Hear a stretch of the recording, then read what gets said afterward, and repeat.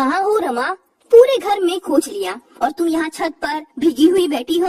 जल्दी से नीचे चलो, कपड़े बदलो, आज तुम्हारे लिए चाय मैं बनाऊंगा। शैलेश जी बूथ बनी रमा का हाथ पकड़कर उठाए और नीचे जाने लगे। ऐसा लग रहा था मानो रमा जी को कोई होश ही नहीं है। कमरे में ले जाकर रमा जी को झकझोरते हुए शैलेश जी ने कहा, जल्दी से कपड़े बदलो रमा, बीमार पड़ जाऊंगी। मैं तुमसे नाराज नहीं हूँ, जो हुआ वो भूल जाओ। वो चले गए, अब कभी वापस नहीं आएंगे। तुम्हें तकलीफ तो जरूर होगी, पर मैं खुश हूँ। अब मेरी पत्नी की बेइज्जती कोई नहीं कर सकेगा। रमा जी बिना कुछ बोले कपड़े उठाकर वॉशरूम में चली गई, नहाकर कपड़े बदले और रसोई की ओर बढ़ गई। रसोई में सारा सामान बिखरा पड़ा था, जैसे कुछ देर पूर्व की सारी घटना को तरोताजा कर रहा हो। काश मेरी कोई औलाद ही ना होती। पहली बार एक माँ के मुंह से ऐसी बात निकली। शैलेश जी भी रसोई में आ चुके थे। चाय चढ़ाकर रमा जी के साथ सामान सहेजने में लग गए। रमा, अच्छी तरह देख लो, कुणाल का कोई भी सामान रह तो नहीं गया है ना?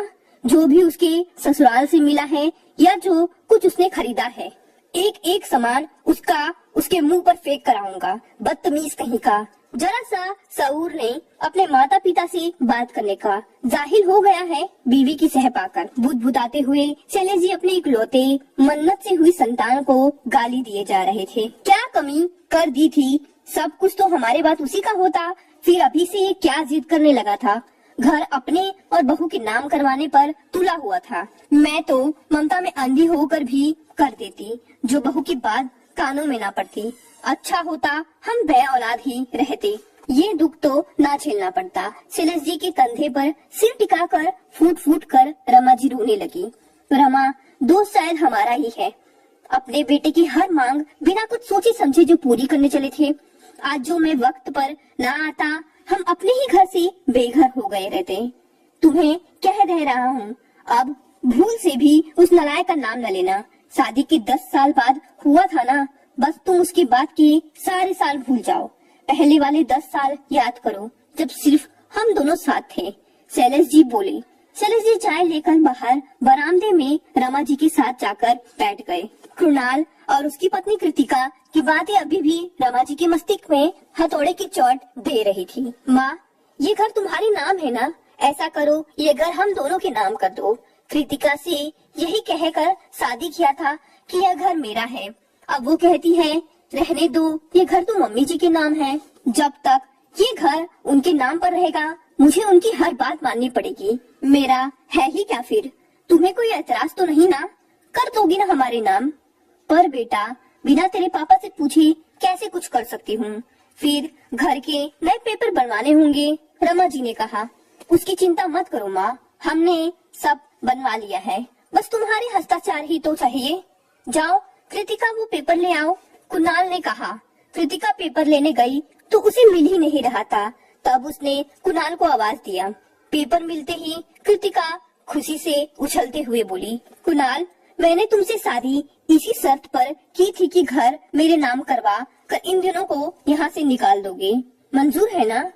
अरे हाँ मेरी जान, तुम्हें किसी बात के लिए भी कभी मना कर सकता हूँ क्या? कुणाल ने कहा था। रमा जी ये बात सुनकर सख्ती में आ गई थी। पति शैलेश जी किसी काम से बाहर गए हुए थे, मौसम भी बिगड़ रहा था। अब क्या करूँगी? बेटा तो बहू की बात मान हमें हमारे घर से ही निकाल देगा। नहीं नहीं, इतने जतन से पाई पाई जोड़कर ये घर बनाया है, इसे किसी को नहीं दे सकती। देने के बाद हम सड़क पर आ जाएंगे। बस किसी तरह शैलेश जी आ गए। रमा जी मन ही मन सोचने लगी, लो माँ, दस्तखत कर दो। कुणाल कागज सामने रखकर बोला, बेटा तेरे पापा को आ जाने देना, फिर कर दूंगी, नहीं तो वो नाराज हो जाएंगे। बेटे को टालने के ध्येय से रमा जी बोली, अपने बेटे पर भरोसा नहीं है क्या? कुणाल मनुहार करता बोला। रमा जी का दिल किया कह दे नहीं है, बेटा अभी कुछ दूर पहले तक तो तू मेरा अपना था, पर अब बीवी का हो गया है, जिसकी बात मान हमें हमारे ही घर से निकालने की साजिश कर रहा है। ममता सच में अंधी होती है, ये बात आज रमा को समझ आ रही थी। बेटा कृतिका से शादी की जिद किए बैठा था, जो पैसे के चकाचौंध में पागल थी। कुणाल की अच्छी खासी नौकरी और पौष इलाके में उसका करोड़ों का घर कृतिका के लिए काफी था। कुणाल को पटा लिया और इस कदर हावी हो गई थी कि रमा और शैलेश जी बेटे की खुशी देख सहमति दे दिए थे। साल भी तो ना बीता था अभी और कुणाल घर की बात छेड़ दिया था। बेटा भरोसा है, पर ये घर तेरे पापा का भी है, उनकी मर्जी भी तो जरूरी है ना, रमा जी ने कहा। किस बात पर मर्जी? अचानक शैलेश जी पहुंचकर बोले। रमा ने हाथ में पकड़ा पेपर उन्हें थमाकर सारी बातें कह दी। तुम्हारा दिमाग ठिकाने पर तो है कुणाल? इतनी घटिया सोच, वो भी हमारे बेटे होकर। लानत है हमारी परवरिश पर, जो तुम्हारे जैसे नालायक के पीछे पैसे पानी की तरह बहाया। कान खोलकर सुन लो तुम दोनों, ये घर हमारा है और हमारा ही रहेगा। कहते हुए वो पेपर फाड़ कर फेंक दिए। पापा, आप ये सही नहीं कर रहे हैं। आपकी बात सब मेरा ही तो होगा ना, फिर अभी से क्यों नहीं? कुणाल तल्ख तेवर में बोला। वो इसलिए बेटा क्योंकि तेरी नीयत सही नहीं है। प्यार में इतना पागल हो गए हो कि अपने ही माता पिता को उनके ही घर से निकालने की सोच लिए। अब तुम दोनों ऐसा करो, अपना सामान बांधो और यहाँ से चलते बनो। हम सोच लेंगे, हम बे औलाद ही हैं। शैलेश जी के इतना कहते ही कृतिका छमकते हुए कमरे में जाकर सामान बांधने लगी। देख लिया तुमसे शादी करने का नतीजा, अब हम अलग रहेंगे, ये बड़ा घर छोड़कर किराए के मकान पे। लोग क्या कहेंगे सोचा है? अब तुम कान खोलकर सुन लो, मेरे घर वालों ने जो जो सामान दिया है वो सब लेकर जाऊंगी। अपना सारा सामान एक एक कर चुन चुन कर हमें घर से निकाल रहे हैं, तो अपना सामान लेकर जाऊंगी। कृतिका के तीखे तेवर से कुणाल घबरा गया था, पर कुछ बोल ना सका। शादी मर्जी से की तो दुख भी झेलने होंगे। कृतिका रसोई से लेकर बाहर हॉल में लाए अपने सारे सामान को कसने लगी। ये सब देखकर रमा जी अपना आंचल मुंह में दबाए सिसकी रोकने की कोशिश कर रही थी। जब ना रोक सकी तो भागकर छत पर चली गई थी। वही चबूतरे पर घंटों बैठी रही जब तक कुणाल कृतिका चले नहीं गए। ऊपर से बारिश ने थोड़ी मुसीबत ला दी थी, पर शैलेश जी कठोर बने रहे। एक बाप बेटे की इस हरकत पर रो रहा था, पर आंसू बहाने का हक कहाँ होता। पर पत्नी के लिए जिस चाव से घर बनाया था उसे हाथ से जाने देने की गलती नहीं करना चाहते थे। हाँ, जाते जाते कुणाल से जरूर कह दिया था, जब सिरफिरा दिमाग कुछ समझदार हो जाए तो लौट कर आ सकते हो, पर जब तक हम जिंदा हैं घर हमारा है और हमारा ही रहेगा। कुणाल कुछ ना बोला। एक गाड़ी में सामान लदवा निकल गया किसी दोस्त के घर के पास घर किराए पर लेकर रहने। कुणाल के जाने के बाद शैलेश जी बैठकर खूब रोए। जिस बेटे के लिए ना जाने कितने मन्नत मांगी, कितने रातें जागकर गुजारी, वो ही आज उन्हें घर से निकालने का सोच रहा था। अचानक जोर से बिजली चमकी तो दोनों अपनी यादों से बाहर निकलकर आए।